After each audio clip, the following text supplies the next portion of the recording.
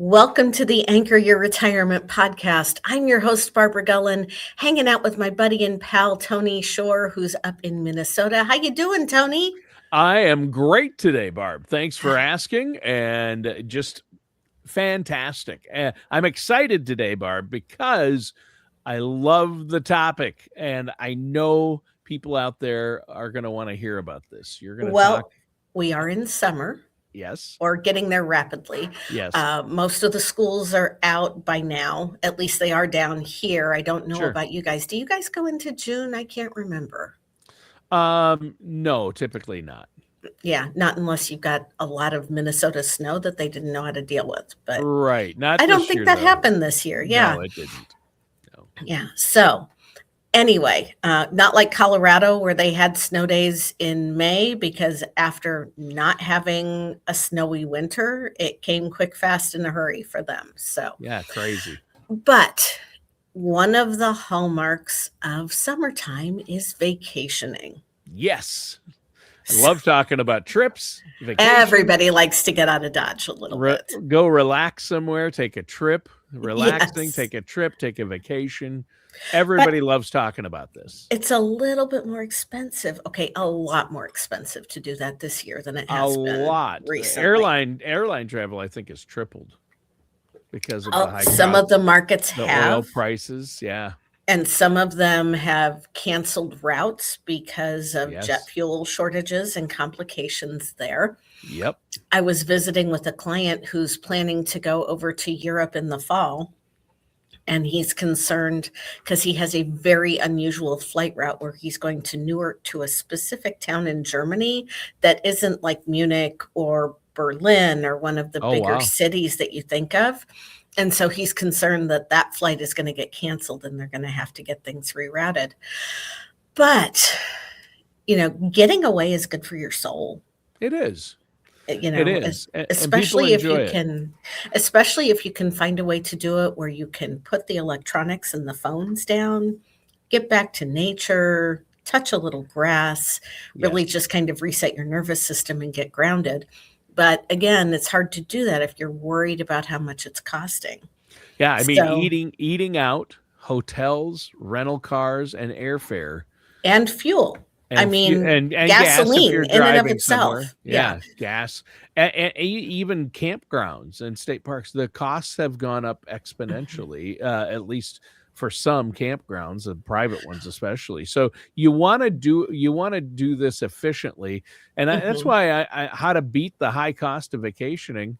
You've got some tips for us, right? We do. It's something where, I try to get away every few months and get away from the office for 2 or 3 days and just kind of recharge my batteries and decompress. My fiance and I have cars that enable us to travel and travel comfortably. So we actually drive more than we fly. And, for people who have always flown, even though it might seem counterintuitive, hopping in a car and driving might be a way to save on those costs first and foremost. Yeah, that's true. That's true. You have to do the math, right? You do. I mean, it's all about figuring it out. Yeah. And I mean, personally, with the World Cup coming to Kansas City, there's a part of me that would be more than happy to work remotely for a few weeks because they're anticipating a sizable number of people coming to the Kansas City metro area. And I don't necessarily want to be caught up in the middle of that, but I'm on the opposite end of town from the stadiums. So I'm hoping that we aren't in the middle of it quite as much. But you mean the influx of over 200,000 extra people coming into the city? They're anticipating 600,000 over the 6 week. Yeah. That's crazy. Yeah. So, I mean, although there have been news reports that hotel bookings aren't what they thought they were going to be, and apparently FIFA reserved a large number of hotel blocks for the World Cup. And as we're getting closer to that, they're releasing those blocks because when they reserved those blocks, it drove the prices of the hotels up.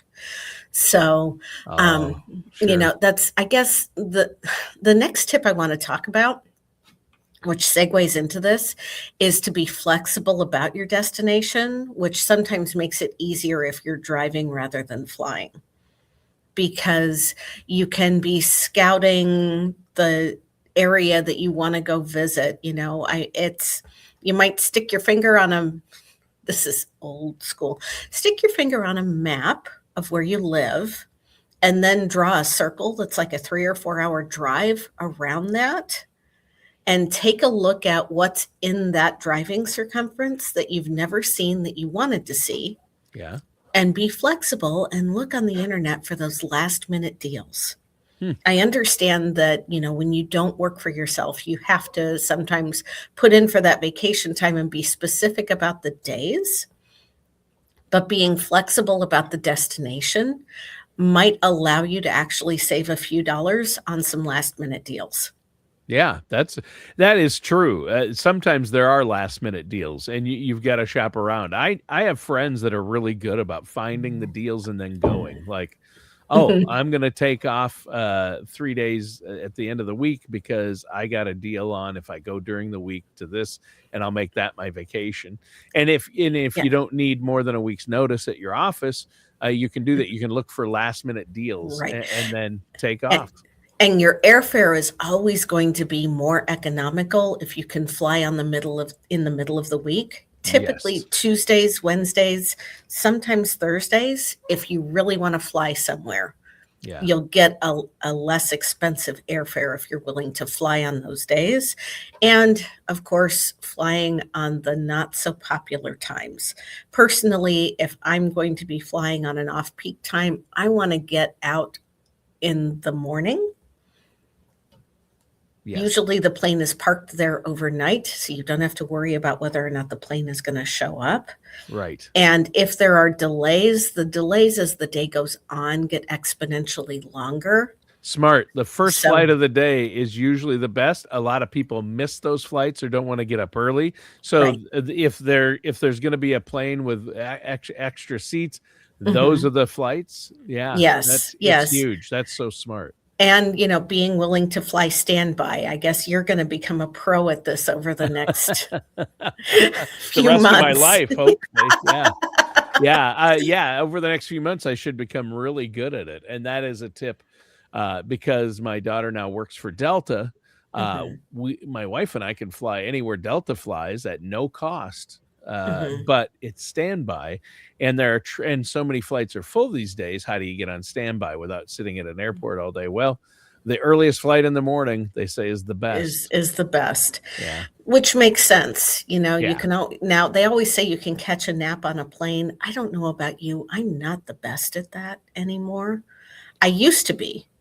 And Yeah. my oldest daughter, God love her, would fall asleep as we took off and would wake up as we landed. She was the easiest I baby used to to be able travel to do with. that. I used to be able to do that. The last couple of times I haven't been able to, but Mhm. if I'm able to put my noise canceling earbuds in and put That the right helps. playlist on, There you go. I can fall asleep and I'll fall asleep at or before takeoff, and I'll wake up just as we're circling or landing. Yeah. That's impressive. Now, Yeah. since this is a financial podcast, we do need to talk about the money aspect of things. Yes. Yes. And, hopefully you've been saving for this vacation. And so you have money set aside and earmarked for this. And again, you have being flexible can give you a little bit more latitude with those things. Right.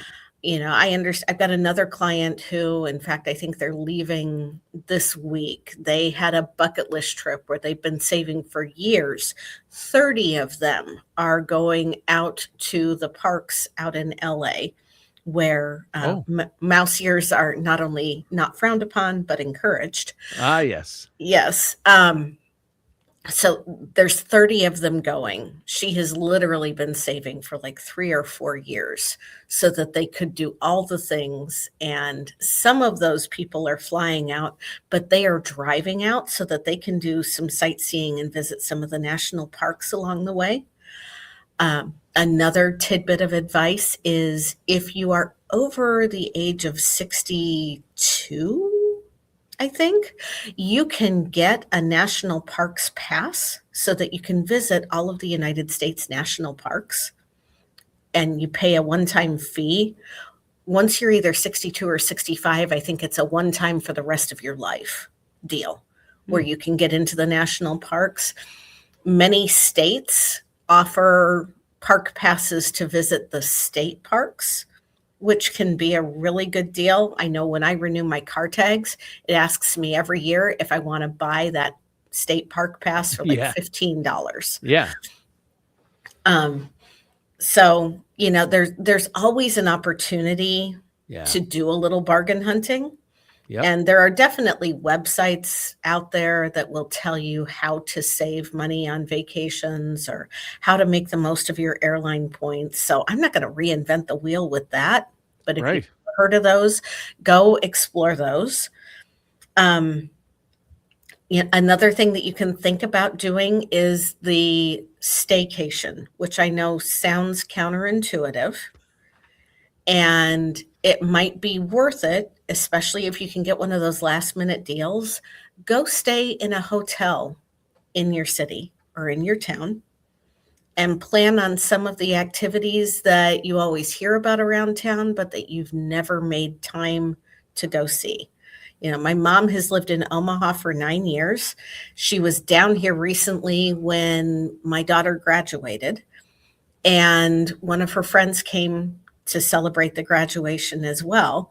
And my mom mentioned that even though she's lived in Omaha for 9 years, she's never been to the zoo. She's never been to the planetarium. She's never been to a lot of those attractions that Omaha is famous for. Right. The Omaha Zoo is fantastic. Yes. And her best friend looked at her and said, well, it sounds like I need to take a trip to Omaha to show you your new town. Yeah, exactly. There's a lot to do in Omaha. Well, Just like there's a lot to do in Kansas City. And there's a lot to do in Minneapolis. There's a Yeah. lot to do in a lot of the places where we live. Yep. It's just like we go, how you go nose blind to the way your house smells because you live there? We Yeah. go sight blind to a lot of the activities that are around us that we could do. Now, for Christmas this past year, we have adult kids. And so I gave each of them a packet of cards that are state bucket list cards so that they can go adventuring in That's their own great. state. We were talking about this before the show. I It's love that actually, they're scratch off adventure cards. They're made by Reach International Outfitters, so you can look them up on the web.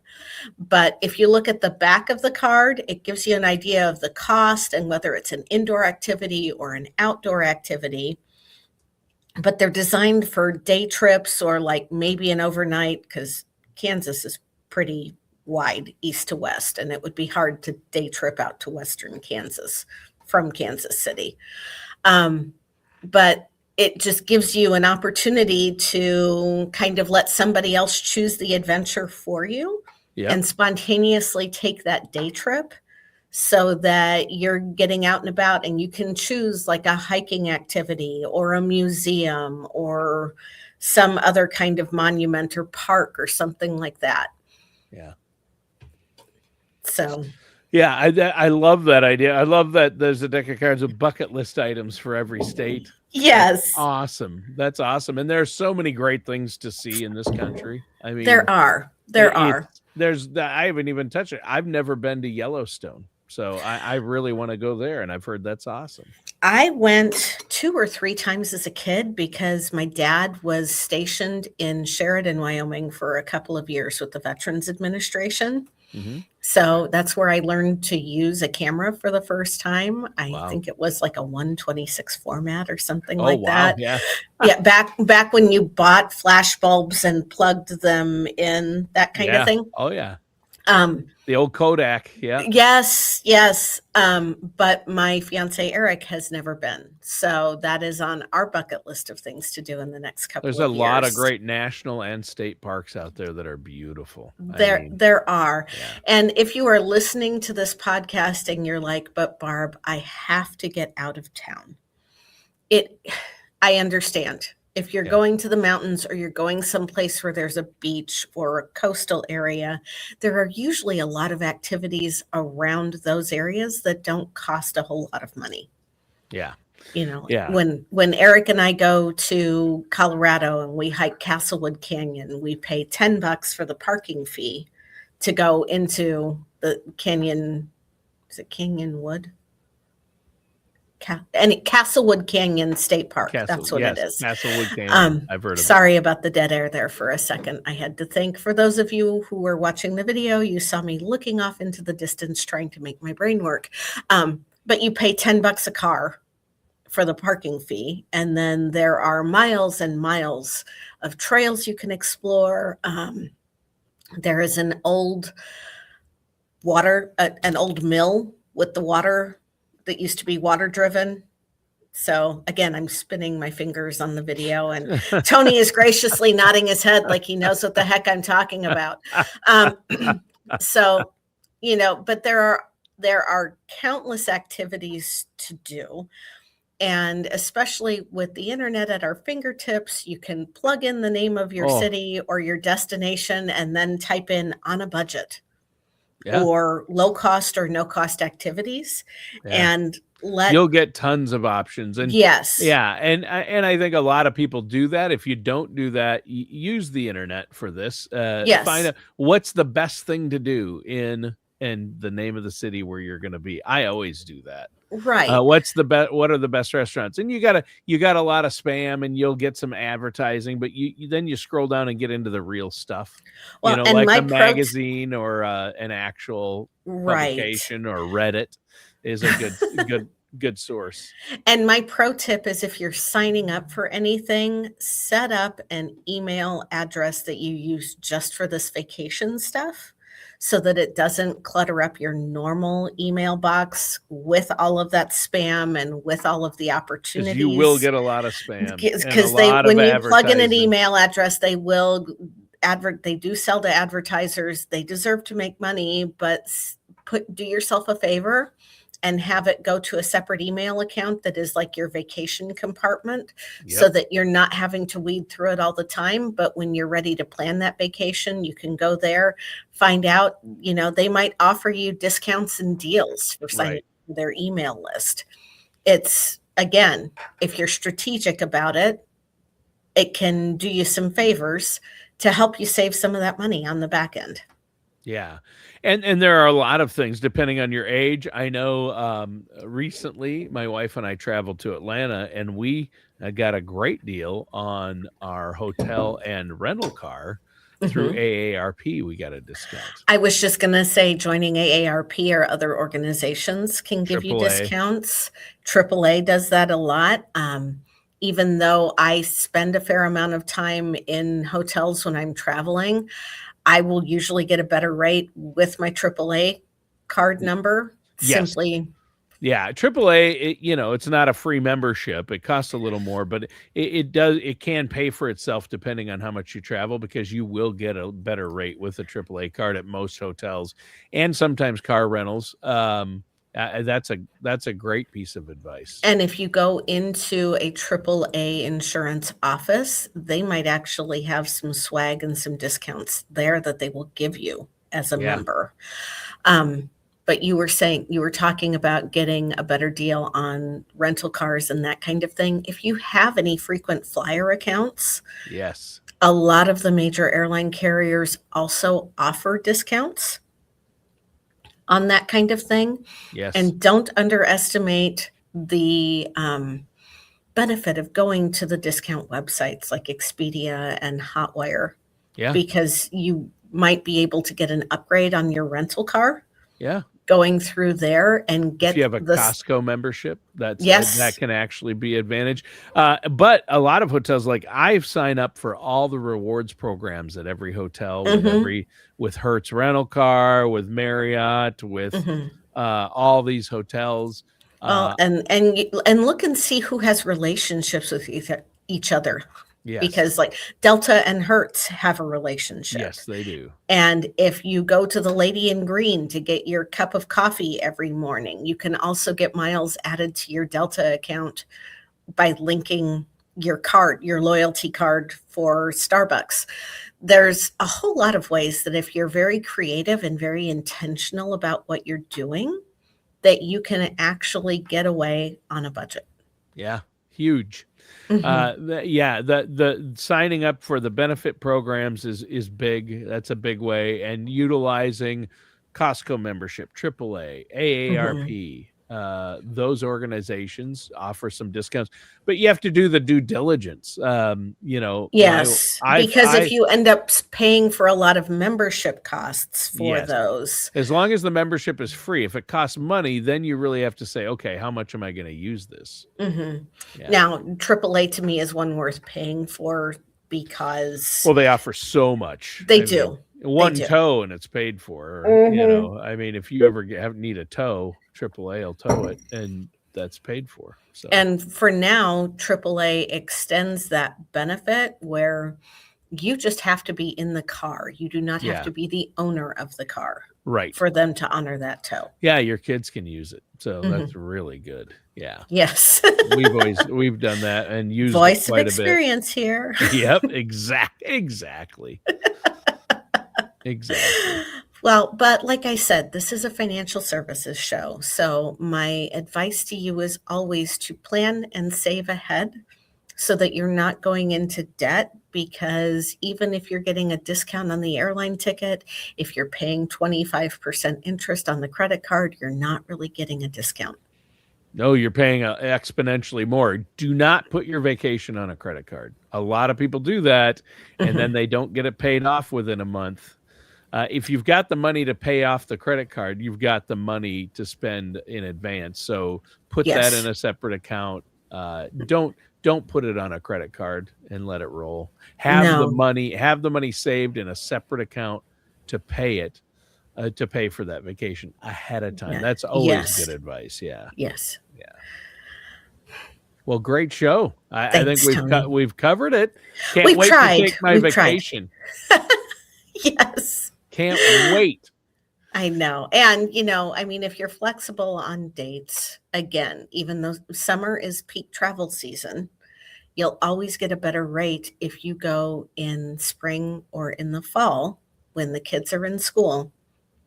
If you can stretch it out a few more weeks, you might be able to add a couple of days to the vacation and save the same and spend the same amount of money. Yeah, there you go. Yeah, exactly. That's great advice. Well, and work with a financial planner so you can budget for those vacations. Yes. And so you don't want to dip into retirement money to vacation. You don't want to have to, No. especially if you're not yet retired, right? Right. Yeah. Yeah, Right. that's huge. Well, Barb, before we go, let our listeners know how they can get a hold of you and your team there at BG Wealth Advisory. You can always go to our website, bgwealthmanagement.com, or if you'd like to do things the old fashioned way, call us at area code 913-553-6222. All right. Great show. Listeners, pick up the phone, give Barb a call, or go to bgwealthmanagement.com. And that's bgwealthmanagement.com. Yes. All right. That does it for today's episode of Anchor Your Retirement with our host, Barb Goen. We'll see you soon.